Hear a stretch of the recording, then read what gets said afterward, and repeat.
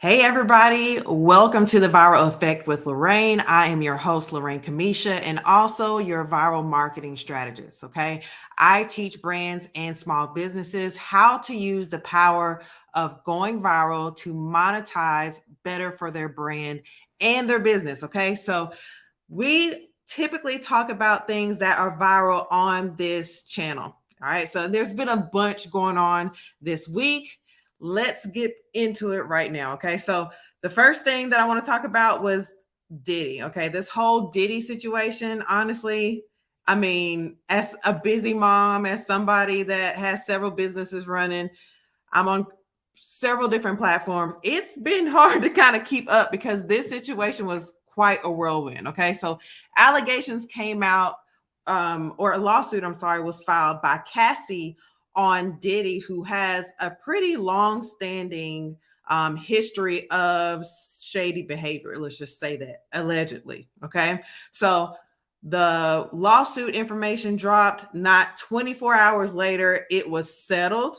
Okay. She originally asked for 30 million. I'm hearing rumors that it was 100 million that was settled for. Not quite sure, what if those rumors are true or not, or if that the amount has actually been confirmed. But the fact that this was settled so fast, it's giving, and the crazy part about it, I'm a millennial, an older millennial. So, the rumors about Diddy and how he treats women, how he treats, his business partners, how he treats his artists is nothing new. This is something that we've been hearing about for a very long time. But, since the death of Kim Porter and since a lot of more recent events, I feel like there has been a lot of people out here speaking about Diddy, and Miss Aubrey O'Day was actually one of them. If you don't remember her, she is of the group, a group member of Danny Kane. That was Diddy's group that he put together, what, in the early 2000s or something like that. A reality TV show that they had. There's been long-standing accusations of how he treats his artists and how he treated his group, Danny Kane. But let's look at a clip that is actually by Aubrey O'Day herself, and then we're going to talk about it. Throw you the facts, okay? Sure. So this is long after we have two double platinum albums, $15 an album from 2 million albums is, what is the math on that? 48 million? And this benevolent man who's just now had a change of heart and has decided to pay us as talent. We only get the amounts due since Sony bought our catalog. Okay. So streaming for the past couple years, it's about $800, $900. I have to sign an NDA that I will never disparage Puff, Bad Boy, Janice Combs, or Justin Combs' music, or EMI, or Sony ever in public. I would like to do a documentary for Hulu or Netflix or Amazon, a streaming site. I offered some of the girls, hey, if you need $800, $900, I'll give it to you. Don't sign this. First of all, 800-900 bucks. Okay, that's definitely not what the headlines suggested when it was a big thing. This is something that was viral, I believe, over the summer. It was a viral topic that talked about how Diddy was returning the publishing rights to his artists. And it was played in the media kind of like, he's doing this great thing. Finally, after all these years, these artists are going to get what they deserve as far as monetary payment, because their deals were horrible. I mean, let's just be honest. A lot of times, a lot of artists go through this thing where, basically they're not getting paid like they should for their content because it's content. Okay. So $900 was definitely not what I was expecting.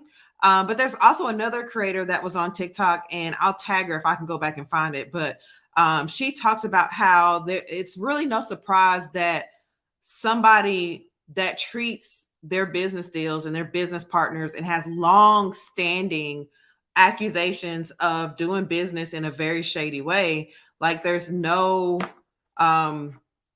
surprise that he would act this way in relationships. And I tend to agree with that. If you are a type of person who is constantly taking advantage of everybody around you, then why wouldn't you be the same person inside a relationship? So I honestly, absolutely not only agree with what Cassie was accusing him of, or not agree with, but I think that it's true, is because we've heard stories like this about him before.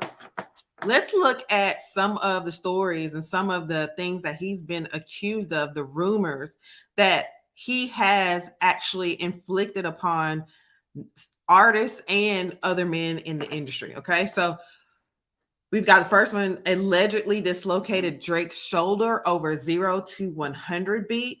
I saw another TikTok on this that is also viral that talks about, it's actually a interview that he did. So content that he put out there that says that he never had a problem with Drake.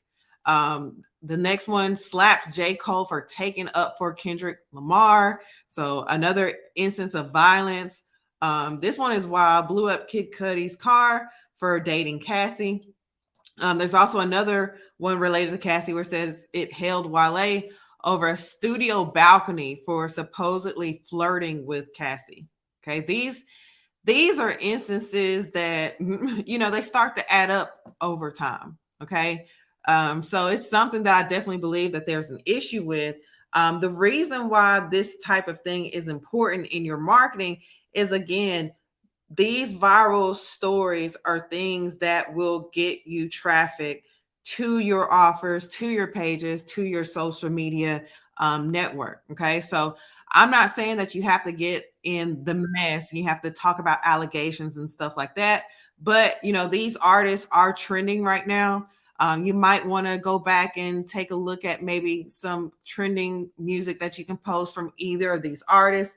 I know Drake is a big one. I believe there's a bunch of different licensed music out there. I'll also post these to my, when I see some stuff that's viral that's related to this, I normally post this in my TikTok group chat. If that's something that you're interested in, look at the link in the bio or in this description. But it's, this is something that you need to start adding to your marketing plan.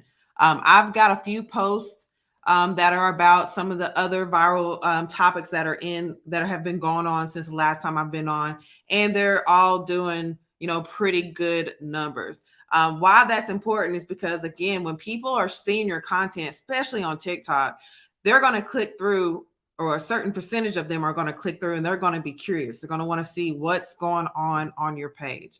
They're going to click through to that profile, then they're going to click through to your links, and they're going to see what you're really about, and they're going to start to begin to build that relationship with you over time at that point. So I just want to make you aware of some of the things that are going on. If you need help with storytelling about these viral events, look in the description. There are 5 of my most viral TikTok hooks that you can copy, use them as your own. There's a free video there. Take a look at that and begin to start telling stories using those hooks with some of this viral content. And I promise your views, your conversions will begin to go up. All right. So make sure that this is added in your strategy now, not later. All right. But thank you for watching. I just wanted to give a little bit of my opinion on that. What do you think about this in the comments? All right. What have you noticed in the last 3 months of working with me on your TikTok presence? Yes, I was under 200 followers on there. I didn't even understand TikTok. I felt so disconnected from TikTok. I was like, no, that's not for me. But once I learned, some of the strategies, it actually felt easier than Instagram. And it was easier for me to make videos. I just got out my own way on TikTok being the devil. And so I have a couple viral videos. We're at 1.7 mil. The Tyler Water dance tutorial is at 276,000. The double gaze method is at 40.6K. First Oshun video is at 70. So all the things that we talked about and suggested are pretty much working. Yes.